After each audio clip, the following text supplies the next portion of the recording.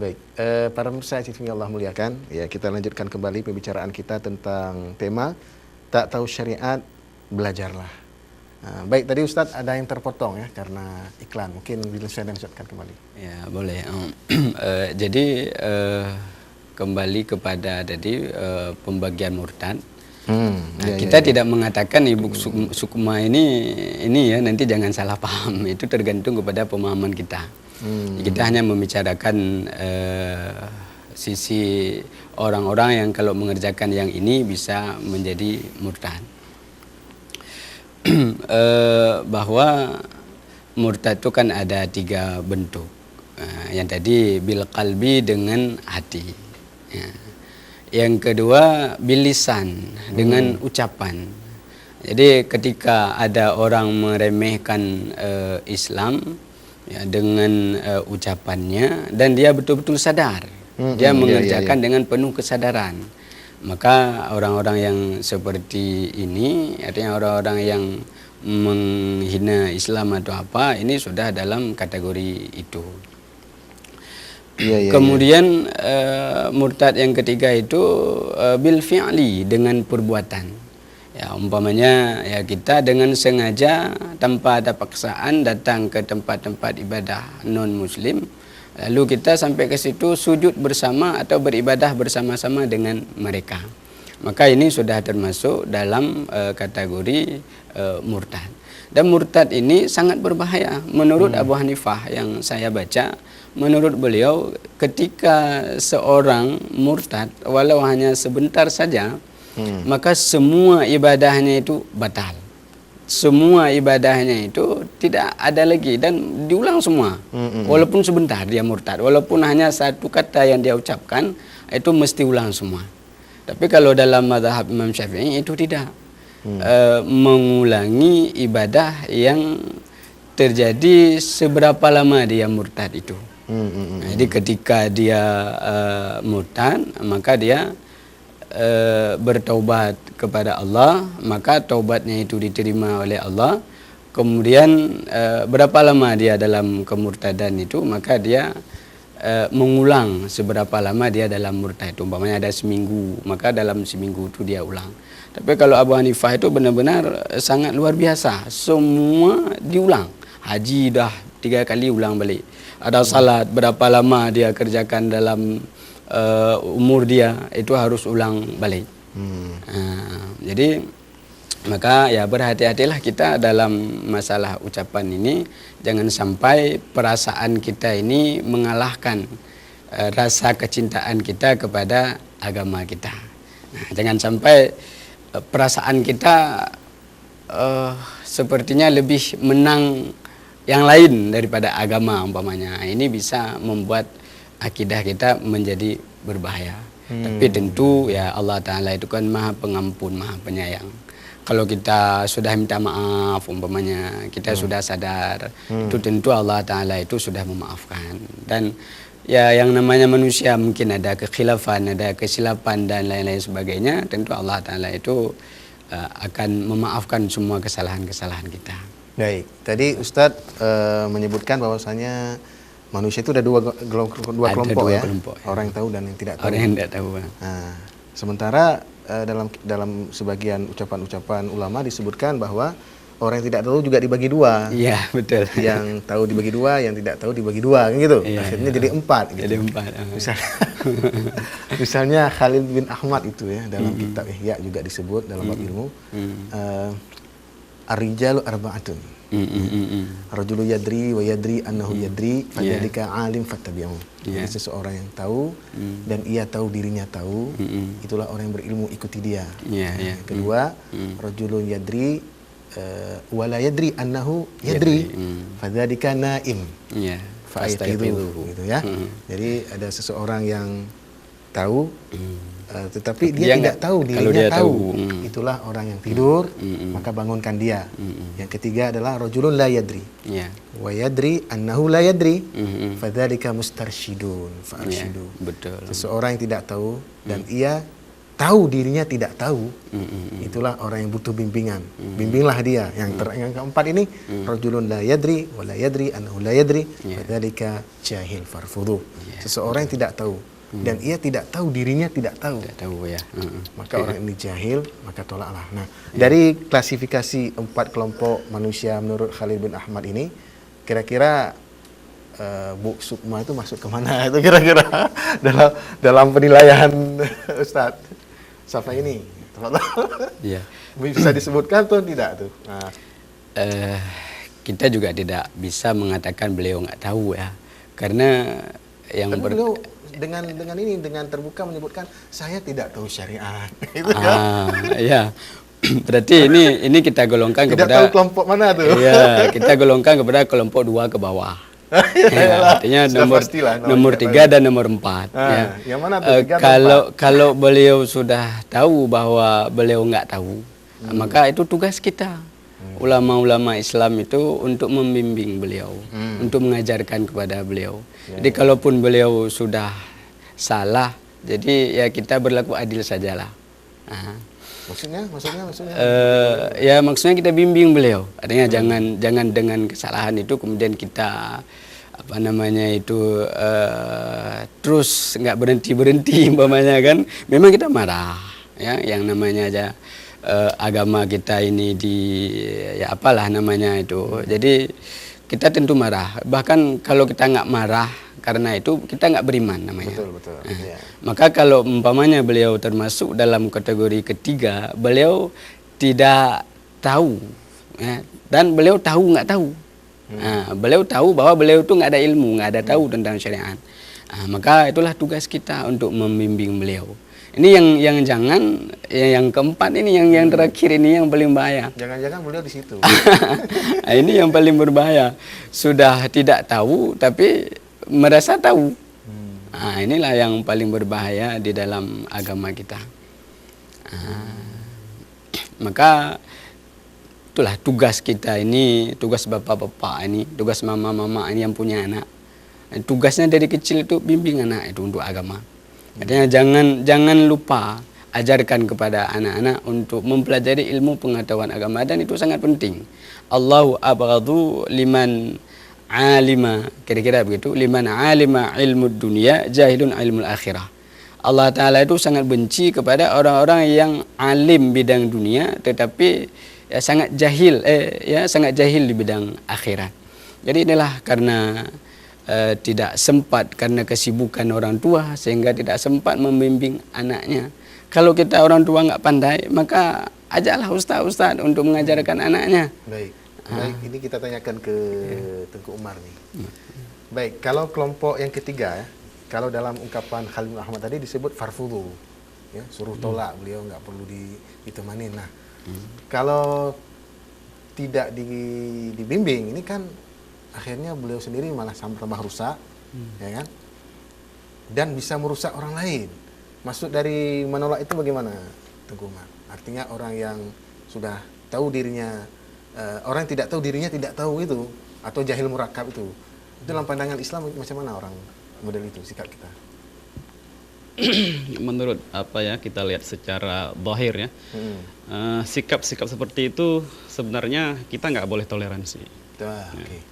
Agama itu tegas, walaupun di sana ada hal-hal yang diberi keringanan kan. Ada beberapa tempat yang agama tidak menekankan. Tapi yang jelas masalah keyakinan, masalah akidah, masalah agama itu tidak boleh main-main kan. Dengan tegas Allah mengatakan lakum dinukum waliyadin. Betul.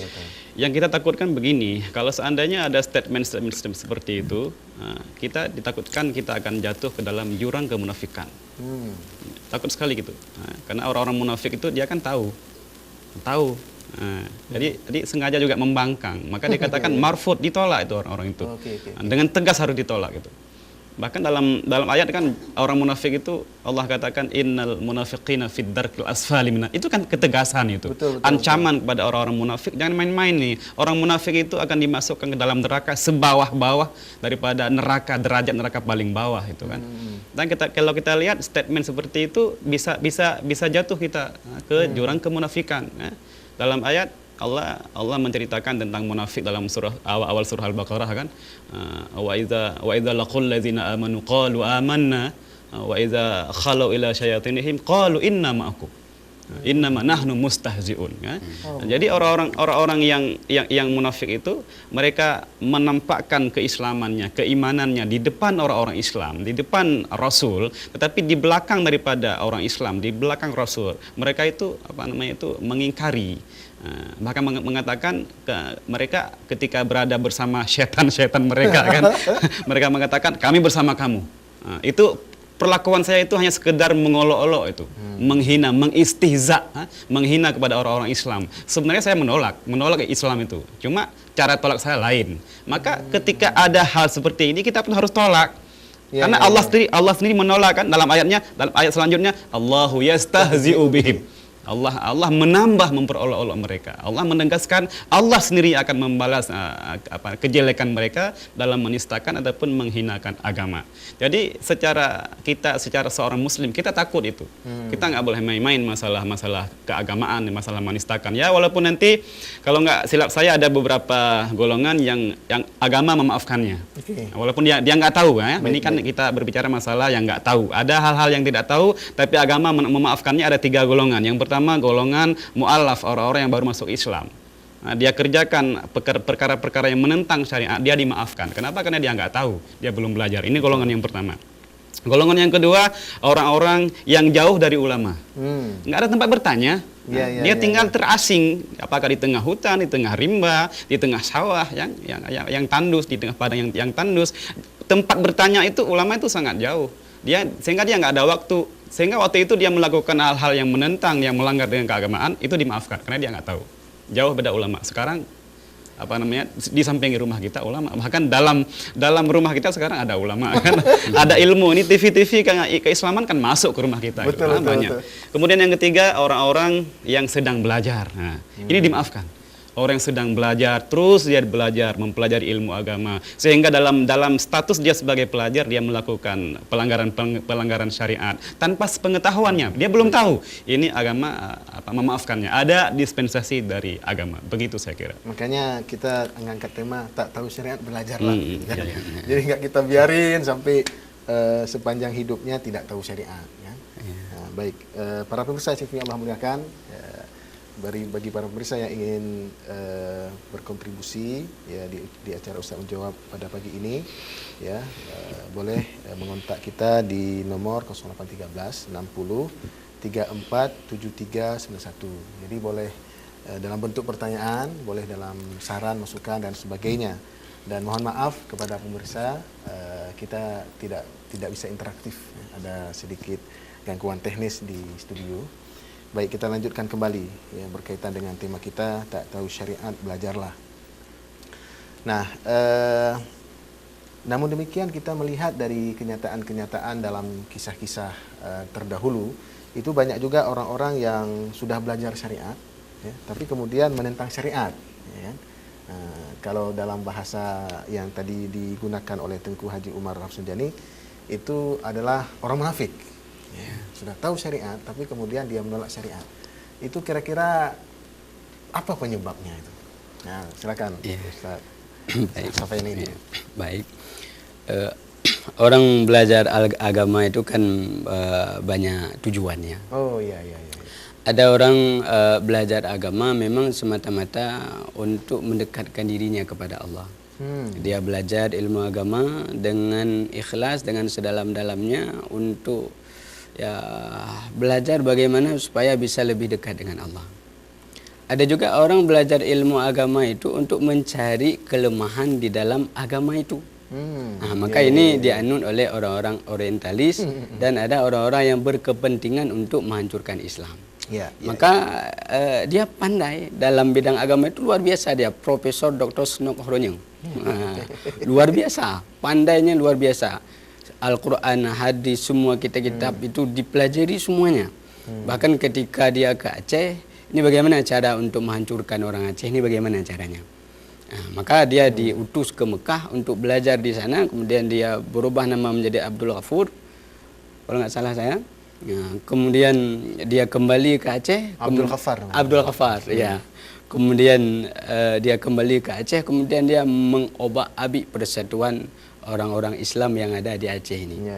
Maka ketika orang Islam ini kan sudah kacau. Ketika ada pengacau di dalam Islam ini, kemudian Islam ini kacau, maka Islam ini kan akan sudah berantam sama-sama orang Islam. Jadi Islam ini akan lemah dan akan cepat dikalahkan oleh orang-orang yang punya kepentingan. Maka orang-orang yang belajar ilmu agama itulah seperti tadi. Ada faktornya betul-betul ikhlas untuk memahami ilmu agama. Yang kedua, ada tujuannya untuk menghancurkan Islam dari dalam.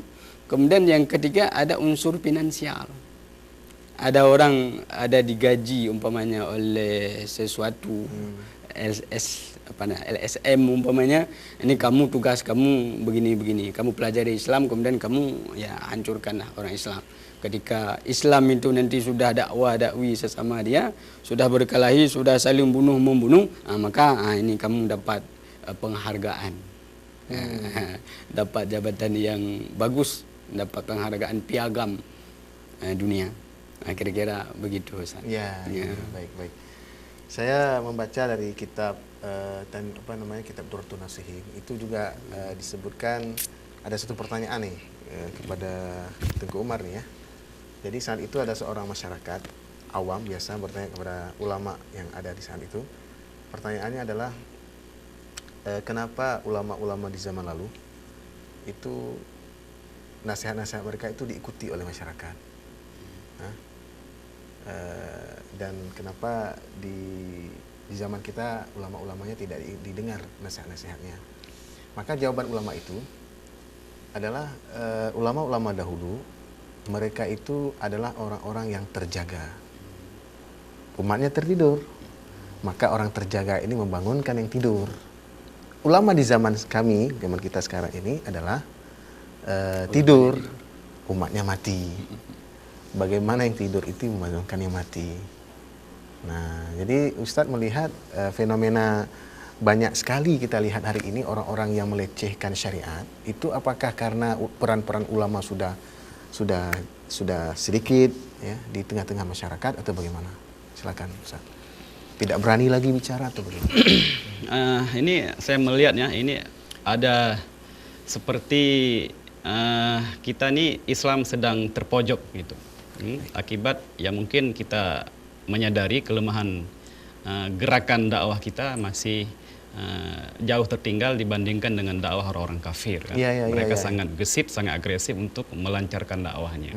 Sedangkan kita ya mungkin pada dasarnya kita kan orang yang sangat bertoleransi, berprasangka baik, terlalu baik, sehingga ada celah, ada luang kepada orang-orang kafir untuk masuk, dan mereka ketika masuk langsung mereka berperan.